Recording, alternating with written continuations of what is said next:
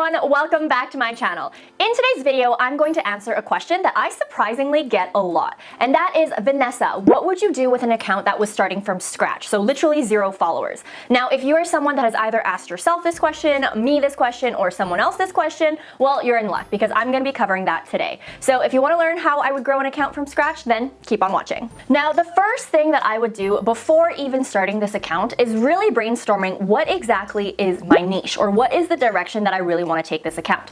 Now, keep in mind, for the purpose of this video, the account that we're trying to build here is something that is going to become a business in the future. If you're familiar with my channel, I'm very much so business oriented. So if you're trying to think about doing an account that's more so for a hobby or super personal, then this might not be the best tip for you. However, if you are trying to start an account with a goal of potentially creating income later on, then you definitely want to actually narrow down what your niche will be. Now, I've given this piece of advice multiple times in my channel, and the reason why I still stand by this is because when you are first starting out, you really need to give someone a reason on why they want to follow you. Even think about your own following habits. Unless it's someone that you actually know and is a friend of yours, you're generally following accounts for a specific reason. Maybe they're humor accounts and they have a lot of memes that make you laugh. Maybe they post a lot of beautiful selfies and you want to get inspo from them. Maybe it's a fashion account and that's why you follow them. Or maybe they're a travel account that really opens your eyes to what is out there in the world.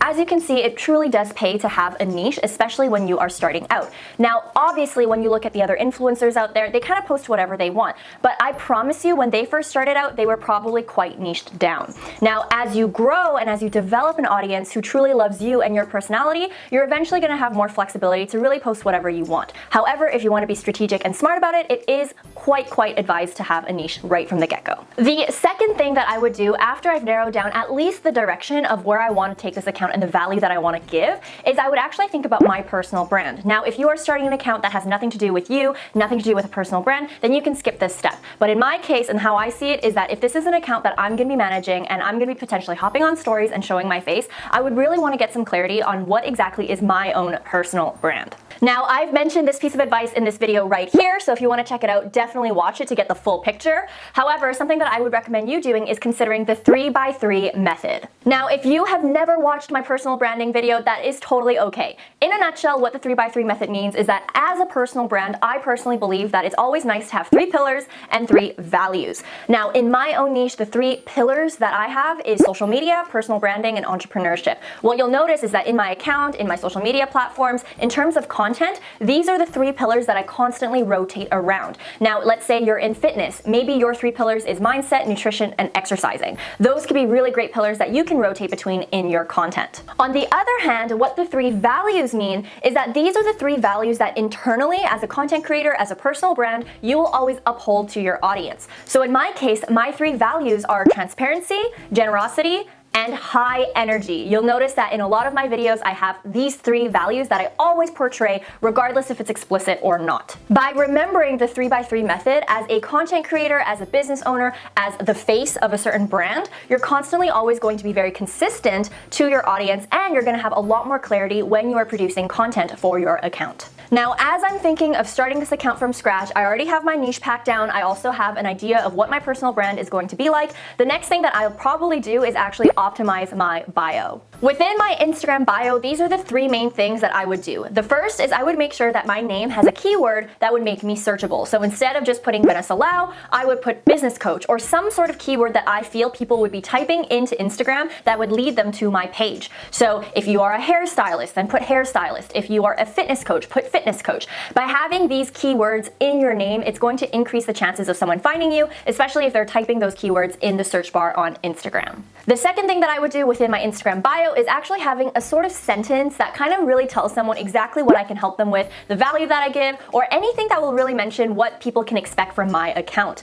As you know, your Instagram bio is really the first thing that people might be looking at when they search for your account. So if you aren't clear in terms of the value that you're going to provide or what people can expect, then they have a higher chances of not really understanding the direction that you want to head with your account, and that will increase the chances of them not following you. Then lastly, the third thing that I would do within my Instagram bio I was adding an external link. By adding an external link, generally people will click on it and maybe get to know you a little bit better. In my case, I have a link to my free resources, which would then link to my YouTube channel and also link to my website and all these other things so that people can really understand who I am. As you know, because we're starting from scratch, you can only really share so much in a short amount of time on Instagram. So that's why by having that external link, maybe it links to your About Me page or something that will really show someone who exactly you are, it would really help them to really get to know you better and potentially follow your account. Alright, so the fourth thing that I would do when starting this account from scratch is having a profile photo that pops. Now, we all know that Instagram is quite a competitive platform. There are millions and millions and millions of people on that platform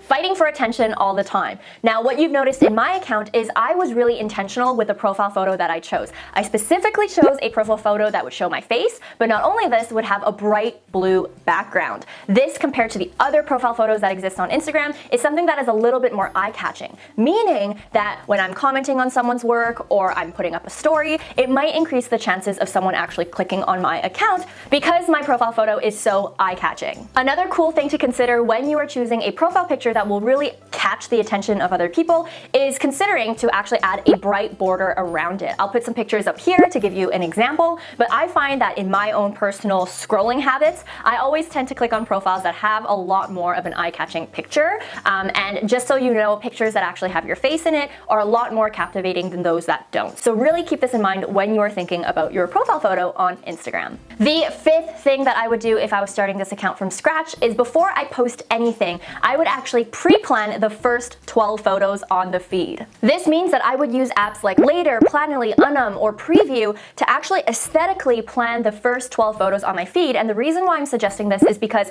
it really does take 12 photos to have a full feed. And when you are starting out and you're starting an account from scratch, you really want to give people a reason to follow you by having this feed already there when they reach your account. How many of you actually follow accounts that only have one photo? Probably not many of you. That's why it's really important to at least really plan out the first 12 photos. And not only this, I would actually also front load the posting of those first 12 photos, meaning that I would actually post at least once a day to kind of accelerate that feed to be fuller. Now, once those first 12 photos are on your feed and you look like you have a full feed at that point, then I would resume doing the regular posting schedule that you want, be it once a week, twice a week, 3 times a week. There's no need to post once a day if that doesn't match your lifestyle or it doesn't suit your preferences. But I do recommend that if you are starting an account from scratch, really make an effort to at least be intentional with the first 12 photos, because that's kind of what really will set the tone for your feed when someone goes on it. The sixth thing that I would do starting this account from scratch is I would actually compile at least 5 different hashtag groups within my niche. Now, the reason why I'm recommending this tip is for multiple reasons, some reasons of which I've mentioned in this video right here. The first reason is for convenience. I don't want to be scrambling last minute, finding hashtags and not being intentional. I would rather pre-plan this in advance and have 5 hashtag groups that I constantly rotate between. Not only this in terms of Instagram boosting algorithm purposes or whatever you want to call it, I also want to do some major hashtag research to ensure that my hashtags are within my niche and that I'm reaching the right audiences. Now, if you want to learn more about hashtag strategy and all of that, make sure you download my free Instagram guide right here so that you can learn more specifically about this topic. Now, the 7th thing that I would do to really jumpstart this account is I would actually make an effort to follow people within my niche. And the reason why I'm doing this is because I'm trying to train Instagram to understand my preferences. If I associate myself with other people that are within my niche, then Instagram will show me more things within my niche on my explore page, on my recommended, so on and so forth, which will increase the chances of me finding my ideal audience. Not only this, over time, as I use niche hashtags and as I post targeted content, Instagram will also increase the chances of me showing up in recommended. So for instance, when my ideal audience is, let's say, at my competitor's profile and follows them, I might show up in a suggested because I have now associated myself with that category or with that niche. Now, obviously, this isn't guaranteed because it's really dependent on your audience's preferences when they're scrolling on Instagram, but it will increase your chances the more you associate yourself with a certain category so that Instagram can really categorize you properly within the algorithm. The 8th step that I would take now is to follow niche hashtags. At this point in the game, you would have already done your hashtag research, and now you are more knowledgeable in terms of which hashtags are within your niche. Now, why not just take that extra step and use Instagram's function to actually follow those hashtags? This will make community engagement a lot easier. And the reason why this will make community engagement a lot easier is because by following these hashtags, posts will naturally go onto your home page and your home feed, so you don't have to waste time actually looking for new people to engage with. It'll naturally show up on your feed, and if you like the content, you'll like it, you'll comment on it, you'll engage with that person, and that will increase the chances of them potentially following you. At the end of the day, if you really want to grow an account, you got to put that sweat equity in, and you really got to put in the work and engage with your community within your niche. Now, obviously, you can do follow and follow, you can buy bots, and you can automate everything, but personally, if you want to grow your account organically and you really want to grow something that is real, this is the way to do it. All right, so if you're still here and you're still following these steps, the 9th thing that I would do is leverage Instagram story. And not only just showing up on story, I would actually also leverage hashtags and locations. Now, personally, in my own account, I don't do this just because I already have an established account, but definitely if I was starting from zero and really trying to grow this account, I will hop on Instagram story a little bit more and also incorporate hashtags and locations. And the reason for this is that this is really going to expand your reach to new audiences. Not only this, when you show up on Instagram stories a lot more, you become a lot more visible to other people. Instagram stories is the only thing within Instagram that is still in a chronological order, so you're not fighting against any algorithm.